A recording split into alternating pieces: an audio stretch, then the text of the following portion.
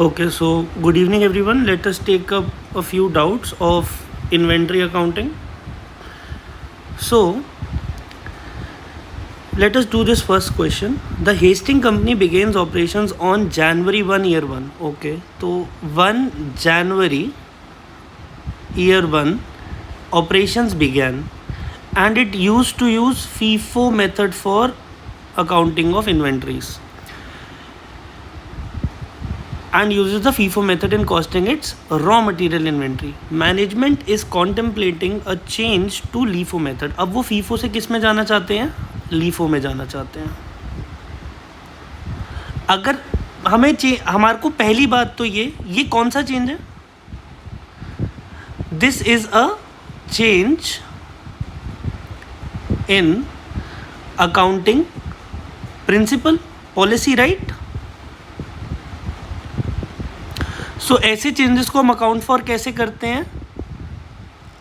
Retrospectively, right? तो ऐसे changes को हम अकाउंट फॉर करते हैं रेट्रोस्पेक्टिवली. तो हमने रेट्रोस्पेक्टिवली इसको चेंज करना है. एंड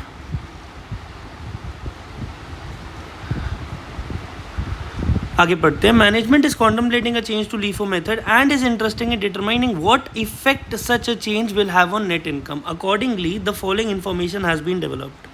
ठीक है, तो वो कह रहे हैं पहले हम बात करेंगे ईयर 1 की. ईयर 1 में अगर जैसे उन्होंने पहले अकाउंटिंग करी थी, वो करी थी फीफो के बेसिस पे. फीफो पे उनकी कितनी इन्वेंट्री आई थी? $240,000. बट अगर वही इन्वेंट्री को ये LIFO से मेजर करते तो कितनी आती? $270,000. ठीक है, तो कितनी इंक्रीज इन इन्वेंट्री होती? इंक्रीज इन इन्वेंट्री होती $30,000 से. ठीक है, अब on the other hand increase in ending inventory है. ठीक है ना, ईयर एंड इन्वेंट्री वो हो जाती है इंक्रीज इतने से. अब आगे देखते हैं. यही बात अगर हम ईयर 2 की देखें तो ईयर 2 में फीफो के हिसाब से करी तो $2 लाख की इन्वेंट्री थी हमारी ईयर एंड की. लेकिन यही अगर LIFO के हिसाब से होती तो कितने $1 की इन्वेंट्री थी? $2,10,000 की. ठीक है, तो इसके अंदर भी जो ईयर एंड इन्वेंट्री है वो इंक्रीज इन इन्वेंट्री कितने की होती? $10,000 की. तो इफेक्टिवली चलिए एक बार क्वेश्चन को कंप्लीटली पढ़ लेते हैं, फिर बात करते हैं. Based upon the information given above, a change in LIFO method in year 2 results in a net income for year 2 of how much. देखिए बहुत सिंपल क्वेश्चन है, हमने इन चेंजेस को अकाउंट फॉर करना है. ठीक है, तो अब अगर हम LIFO का चेंज देखें इन्वेंट्री का, तो ईयर एंड इन्वेंट्री इतनी होती ज़्यादा फीफो से, और LIFO में ईयर एंड इन्वेंट्री इतनी होती ज़्यादा फीफो से ईयर 1 और ईयर 2 में रिस्पेक्टिवली. नाउ एक बारी आंसर को भी देखिए. आंसर क्या कह रहा है? अ change in accounting principal requires retrospective application. Right, बिल्कुल सही. All periods reported must be individually adjusted for prior specific effects of applying the new principle. The difference मतलब retrospective application हमें पता है. The difference in income in second year is equal to 20,000. Difference between the FIFO inventory changes and the LIFO inventory changes of both the years. ठीक है, तो in short अगर मैं देखूँ 2 सालों में जो नेट चेंज हुआ है, नेट चेंजेस जो हुए हैं वो कितने के हुए हैं? $20,000 के. जो नेट चेंजेस हुए हैं that is 30,000 change in year 1 and $10,000 का चेंज इन ईयर 2. तो $20,000 का डिफरेंस है, $20,000 का चेंज है. अब $20,000 का ये चेंज कैसा है? $20,000 का चेंज है मेरा in increase in inventory, closing balance. अब अगर आपको याद होगा आपका ट्रेडिंग अकाउंट, तो ट्रेडिंग अकाउंट कुछ ऐसा होता था. यहाँ पे हम हमारी एंडिंग इन्वेंट्री लिखते थे। तो बेसिकली क्रेडिट साइड पे आ रही है, जितने से हमारी एंडिंग इन्वेंट्री बढ़ेगी उससे हमारी इनकम भी बढ़ेगी उतने अमाउंट से, ठीक है ना। तो बेसिकली जितना increase in closing balance of inventory है उतना ही इंक्रीज इन नेट इनकम होना चाहिए। Therefore increase in net is equal to the net changes in the inventory for 2 years, दैट इज $20,000। देयरफॉर पहले ही हमारी नेट इनकम कितनी थी, $1,50,000। अब कितनी हो जाएगी, ऐड करेंगे $20,000 और हो जाएगी $1,70,000। बहुत सिंपल क्वेश्चन है। आई होप इसको आप अच्छे से समझ पाए होंगे। अगले क्वेश्चन पे चलते हैं। अच्छा, इसके अंदर अगर आपको ये डाउट आ रहा हो कि हमने ये 30,000 और 10,000 का डिफरेंस क्यों लिया, बता देते हैं। The difference in income in the second year is equal to 20,000। क्यों? क्योंकि it is the difference between the FIFO inventory changes and the LIFO inventory changes for the 2 years। हमें 2 साल का नेट इफेक्ट देखना है। क्यों नेट इफेक्ट देखना है? क्योंकि 1 साल की क्लोजिंग इन्वेंट्री दूसरे साल की ओपनिंग इन्वेंट्री बनती है। लॉजिक क्या है? लॉजिक क्या है? ईयर 1 की जो क्लोजिंग इन्वेंट्री है, क्या वो ईयर 2 की ओपनिंग इन्वेंट्री नहीं बनेगी? और फिर उसके ईयर 2 के अंदर कई सारी एडजस्टमेंट होंगी इन्वेंट्री में, परचेजेस, सेल्स, ऑब्सोलेंस, बहुत सारी चीज़ें हो सकती हैं। उसके बाद हम क्लोजिंग इन्वेंट्री पे पहुंचेंगे। तो ओपनिंग इन्वेंट्री हमारी बड़ी कितने से? हमारी ओपनिंग इन्वेंट्री बड़ी 20,000 से ईयर 2 की। पहले कितना डिफरेंस था, जस्ट अ सेकेंड, 30,000 से। I am very sorry, year 1 में 30,000, ईयर 2 में 10,000। ईयर 1 में 30,000, ईयर 2 में मतलब क्लोजिंग इन्वेंट्री हमारी बड़ी 10,000 से। तो इवेंचुअली एडजस्टमेंट्स में कितना फ़र्क आया? $20,000 का। आप ये समझिए, आई एम श्योर आपको इसी में इशू आया होगा कि ये 20,000 क्यों ले रहे हैं हम 20,000 इसीलिए ले रहे हैं बिकॉज पहले साल की क्लोजिंग इन्वेंट्री तो दूसरे साल की ओपनिंग इन्वेंट्री बन जाएगी ना, जो $30,000 से ज़्यादा है, और उसी साल की क्लोजिंग इन्वेंट्री अब $10,000 से ज़्यादा है। तो चेंज इन इन्वेंट्री $20,000 से ज़्यादा है, जो हमारा एक डायरेक्टली प्रोपोर्शनल इफेक्ट डालेगी हमारे किस पे? नेट इनकम पे। नाउ आई होप आपको ये वाला क्वेश्चन और अच्छे से क्लियर हो गया होगा। अब चलते हैं नेक्स्ट क्वेश्चन पे। एज्यूमिंग कांस्टेंट इन्वेंट्री क्वांटिटीज, अगर हम कांस्टेंट इन्वेंट्री क्वांटिटीज रखते हैं, which of the following inventory costing method will produce a lower inventory turnover ratio in a inflationary economy. अब पहली बात तो इन्फ्लेशनरी इकोनॉमी क्या होता है? इन्फ्लेशनरी इकोनॉमी होते हैं जिसके अंदर प्राइसेस बढ़ते रहते हैं, जिसके अंदर प्राइसेस कीप्स ऑन राइजिंग। ये होती है एक इन्फ्लेशनरी इकोनॉमी। अब इसके अंदर अगर प्राइसेस राइज हो रहे हैं तो, और फॉलो कौन सा? अब देखिए, पहले हम बात करते हैं कि इन्वेंट्री कॉस्टिंग मेथड कौन सा यूज करें जिसमें हमारी लोअर इन्वेंट्री टर्नओवर आए। क्या है हमारी? Lower inventory turnover. तो पहली बात, इन्वेंट्री टर्नओवर रेशियो क्या होती है? It is COGS divided by average inventory.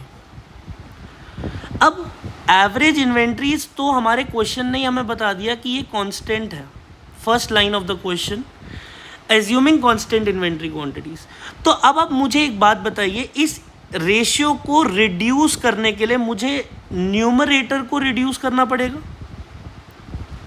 Numerator reduce कब होगा? जब, देखिए, since it is an inflationary economy, तो जो प्रोडक्ट या फिर जो आप समझ लीजिए, अगर ये ट्रेडिंग कंपनी है, ठीक है, ये बने बनाए फिनिश गुड्स खरीदती है, आप अभी इतना ही सोचिए, तो इन्वेंट्री परचेज्ड अर्लियर हमें ये सस्ती पड़ी होगी, ये हमें चीप प्राइसेस पे मिली होगी, और inventory purchased towards the end of the year वो हमारे को कॉस्टली पड़ी होगी। क्यों पड़ी होगी? क्योंकि इसको समझिए, अगर हम टाइम में आगे बढ़े जा रहे हैं तो प्राइसेस भी बढ़े जा रहे हैं। ये इन्फ्लेशनरी मार्केट होती है है ना। तो अगर मैं first in first out method को फॉलो करता हूँ, first in first out method को फॉलो करता हूँ, तो यानी कि जो मैंने पहले खरीदा सस्ते में वो मैंने पहले बेचा। इसीलिए अगर पहले मैंने सस्ते पे खरीदा था, so initially purchased at lower cost, वो इन्वेंट्री विल बी सोल्ड और इट विल बी सोल्ड, और जो इन्वेंट्री हमने लोअर कॉस्ट पे खरीदी है उसकी हमारी COGS भी कम होगी, कॉस्ट ऑफ गुड सोल्ड भी कम होगी। क्यों कॉस्ट ऑफ गुड सोल्ड कम होगी? क्योंकि जो गुड सोल्ड हुए हैं उनकी कॉस्ट जो पड़ी हमें वो लोअर कॉस्ट पड़ी इन्फ्लेशन के हिसाब से। तो COGS कम कैसे होगा? COGS कम ऐसे होगा अगर हम फीफो मेथड को यूज़ करें, यानी कि फर्स्ट इन फर्स्ट आउट, यानी कि जो माल मैंने पहले सस्ते में खरीदा है शुरुआत के साल में उसी को मैं पहले बेच दूं। इस कारण मेरी फीफो को फॉलो करने से मेरी COGS कम आएगी, because I am selling those goods first which were bought at a lower price than the goods purchased at the year end. ठीक है, एंड इसी रीजन से मेरा COGS कम आएगा। COGS कम आएगा, एवरेज इन्वेंट्री कांस्टेंट रहने वाली है, हमारे को क्वेश्चन ने पहले बताया हुआ है, जिसके कारण हमारी inventory turnover ratio will fall, because the numerator falls the ratio false.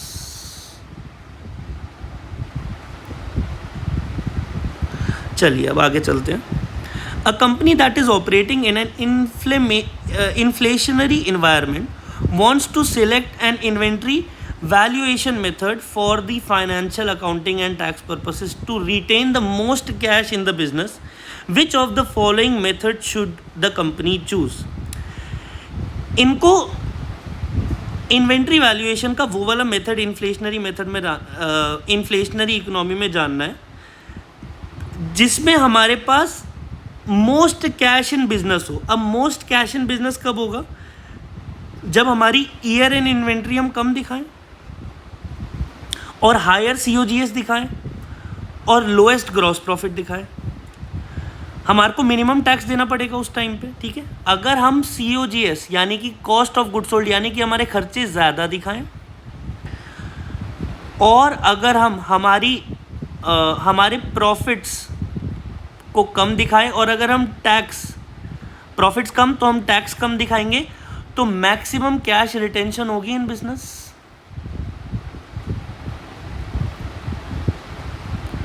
है ना, मैक्स रिटेंशन हो जाएगी कैश की in business.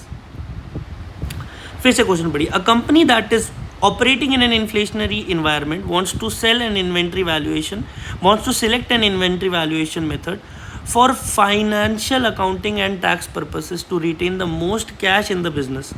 Which of the following inventory method should they use?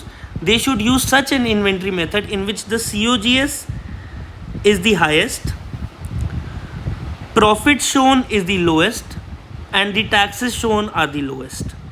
अब मुझे COGS ज़्यादा दिखाने हैं। COGS ज़्यादा कब दिखानेंगे? अगर हमारी इन्फ्लेशनरी मार्केट है, मतलब जैसे जैसे टाइम बढ़ता जा रहा है वैसे वैसे प्राइसेस राइज हो रहे हैं। मतलब जनवरी में अगर कैलेंडर ईयर ऑर्गेनाइजेशन है, जनवरी में उसको इतने प्राइस पे खरीदी होगी उसने इन्वेंट्री, और नवंबर दिसंबर में उसने इस प्राइस पे खरीदी होगी इन्वेंट्री। तो अब आप मुझे बताइए, पहले अगर हम ये वाली इन्वेंट्री बेचते हैं तो इसको खरीदने की कॉस्ट सबसे ज़्यादा थी, इसीलिए COGS मैक्स आएगा। तो हम लास्ट में आई हुई इन्वेंट्री को सबसे पहले बेचेंगे, तो हमारा ये वाला जो पर्पस है COGS ज़्यादा, प्रॉफिट्स कम, टैक्स कम, ये हम हमारा मना पाएंगे। इसीलिए हमें लास्ट इन फर्स्ट आउट करना पड़ेगा, यानी कि जो लास्ट में इन आए हैं, जिसको लास्ट इन में मतलब जिसको हमने मोस्ट कॉस्टलीस्ट परचेज करी है हमने of inventory for the year, उसको अगर हम पहले बेचते हैं तो हम COGS ज़्यादा दिखाएंगे, क्योंकि गुड्स जो सोल्ड हुए हैं उनकी कॉस्ट भी हमें सबसे ज़्यादा पड़ी थी, जिसके कारण हमारे प्रॉफिट्स कम आएंगे, टैक्स कम आएंगे, कैश रेट जो हमारी कैश होगी वो मैक्सिमाइज होगी। So I hope this is clear, all your doubts are taken, thank you.